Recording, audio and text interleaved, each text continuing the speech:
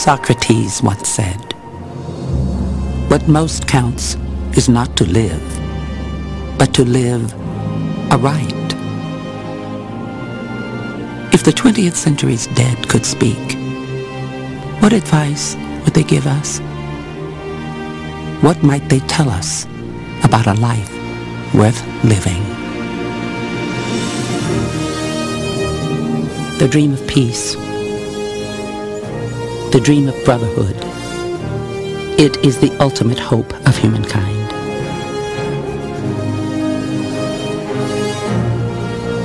For some people, it's not enough just to dream. For some people, the dream of peace is their mission. Let's celebrate and honor them for teaching us how we can realize the dream.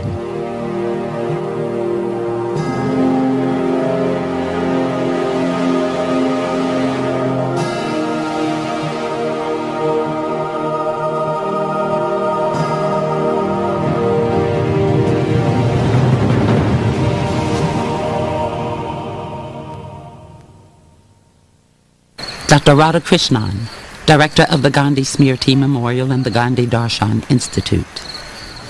Gandhiji was called Bapu. Bapu in Indian language means father. A leading Gandhian scholar, Dr. Radhakrishnan has worked tirelessly to spread Gandhi's message across the world.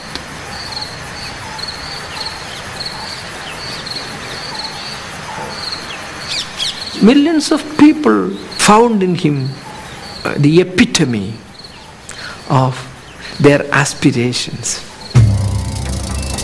In 1930, India was still under British rule. Salt, an integral staple of Indian diet and well-being, was monopolized by the British and taxed heavily, causing a severe hardship to the average Indian citizen.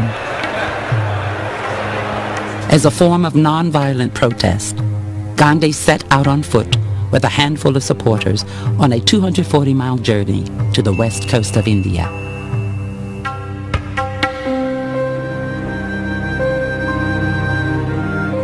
Gandhi could organize whole lot of people in order to understand human dignity, justice, why they should imbibe these qualities in their life without hating. By the end of the March to the Sea, Gandhi had thousands of supporters with him, where he demonstrated how to obtain natural salt, which was free for the taking. Gandhi once said, "My mission is not merely the brotherhood of Indian humanity.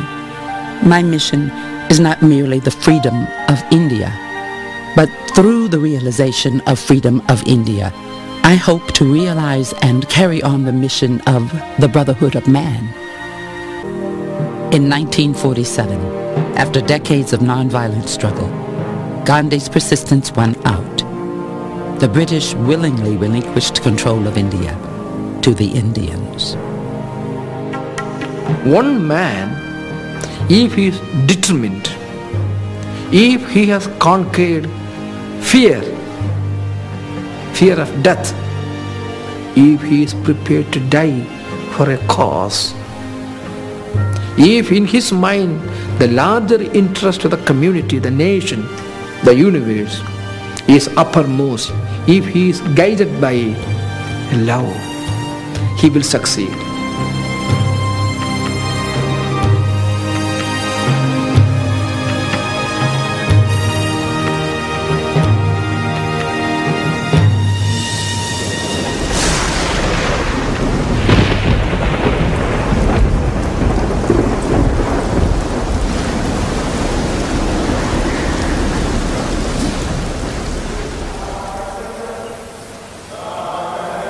Atlanta, Georgia, the campus of Morehouse College, alma mater of Dr. Martin Luther King Jr. Morehouse has a long tradition of producing leaders. Dr. King, well, he had a mentor and a role model, Dr. Benjamin E. Mays, who was president when he was here and indeed when I was here. And it was under Dr. Mays' leadership and tutelage that many of the ideas were formed, or at least formalized, in Martin Luther King. He was a living, visible symbol of the nonviolent application to civil rights protests. And the boycott was the first nationally visible example of that. In December of the following year, Mrs. Rosa Parks made history by refusing to give up her seat. The Montgomery bus boycott began the following Monday under the leadership of Martin Luther King. The 24-year-old minister passionately devoted himself to encouraging Montgomery citizens, inspiring them to see a world where they were equals and showing them just how possible this was. Always quick to point out that theirs was a non-violent struggle, Dr. King envisioned a future when all of Montgomery's citizens would sit down at the table of brotherhood. The ordinary citizens of Montgomery rallied and stood their ground, carrying out the boycott for 381 days.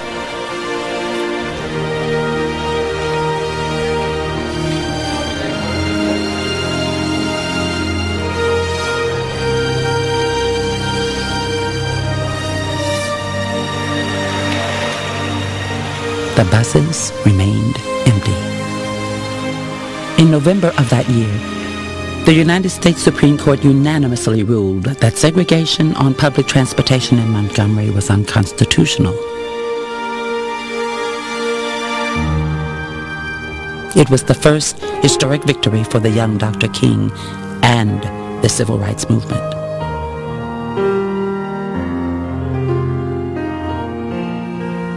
As they continued to struggle for civil rights, Dr. King and his followers faced death threats, beatings, bombings, and incarceration. Throughout it all, Dr. King never compromised his message of peace, of one human family.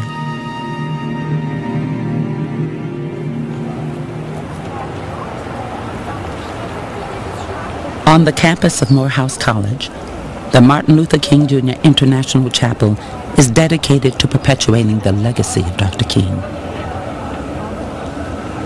Since 1979, Dr. Lawrence Carter has served as Dean of the chapel. Dr. King has influenced me to think a certain way in terms of love for people across all kinds of boundaries, being able to recognize the humanity in those who oppress us. He has impressed me to think seriously about the importance of nonviolence, not just as a philosophy, but as a way of life. It's all about what Gandhi called being the change you wish to see. Gandhi is a Hindu. Gandhi said it was Thoreau who led him to nonviolence. Thoreau described himself as a transcendentalist. Martin King read Henry David Thoreau at Morehouse. He was a Christian. And it is quite remarkable that they all seem to have come to the same discoveries. All had in common a kind of enlightenment, being able to see past the trappings, the cultural wardrobe that our faith traditions clothe themselves in. We have a way sometimes of wanting to keep dead men on pedestals wrapped in cellophane, high above us so that we can worship them, and sometimes dream of a time that never was. But there is one who walks among us, whose name is Daisaku Ikeda, who is the living embodiment of what both Gandhi and King stood for. Who is Daisaku Ikeda? There's nothing more barbarous than war. With the opening line of his novel, The Human Revolution, Daisaku Ikeda documents his struggle to create a world in which violence and hate are no longer relevant options for the human race.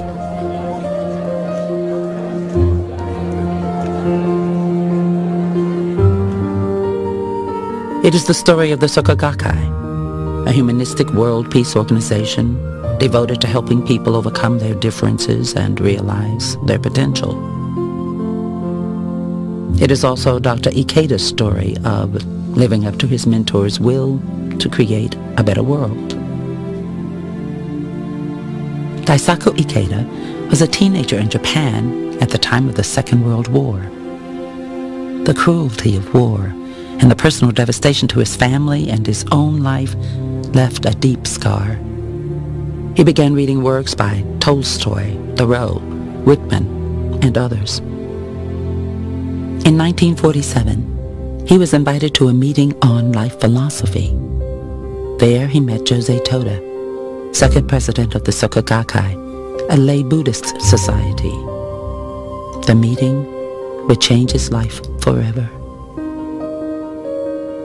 Jose Toda, an educator, had gone to prison with his mentor Tsunasaburo Makoguchi for their ardent protest against Japan's imperial war.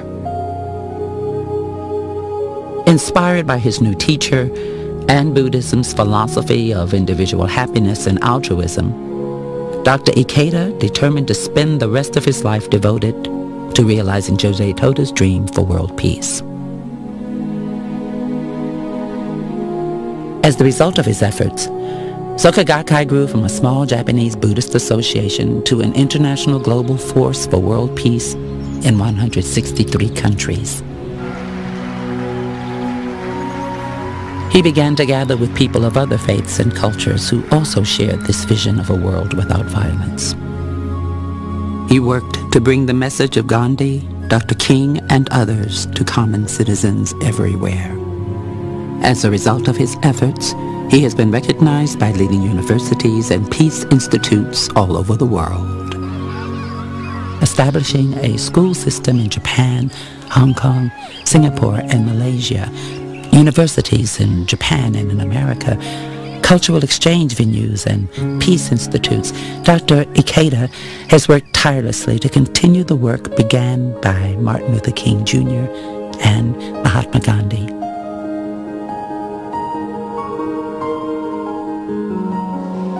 Dr. Alfred Ballitzer is the Dean of Political Science at Claremont McKenna College and a prominent member of the Jewish community. His voice is a clarion call for human rights, not for one group, not for another group, but for mankind. Jews are attracted to that clarion call. My friends in the Jewish community certainly are, because we stand for the same things. President Ikeda, I think, is one of the persons who has dedicated his life to the principles of nonviolence and peace. He's a solid human being, a first-class globalist.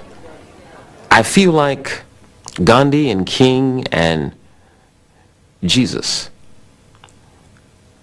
are living in Dr. Ikeda.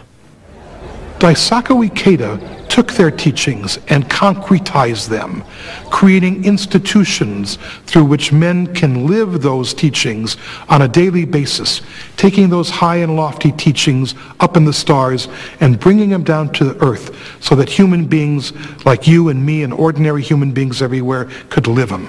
And when we come to Dr. Ikeda, his greatness cannot be diminished.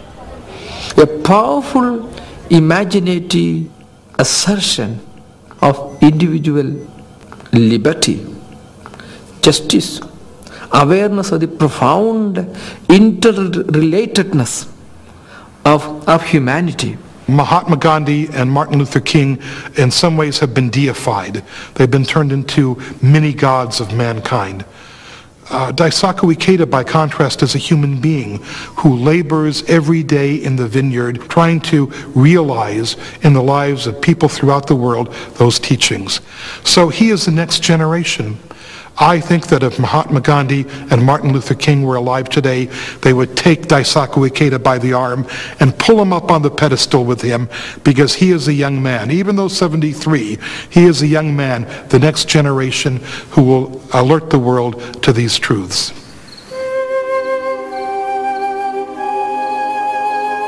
In April of 2001, the Martin Luther King Jr. International Chapel on the campus of Morehouse College established a prize to honor those individuals working for peace in the 21st century. We found it most fitting to name this award the Gandhi King Ikeda Community Builders Prize.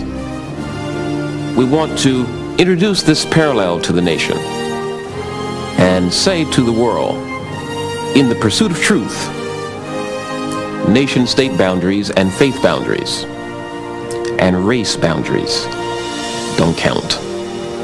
We want to encourage people who are involved in peace to continue.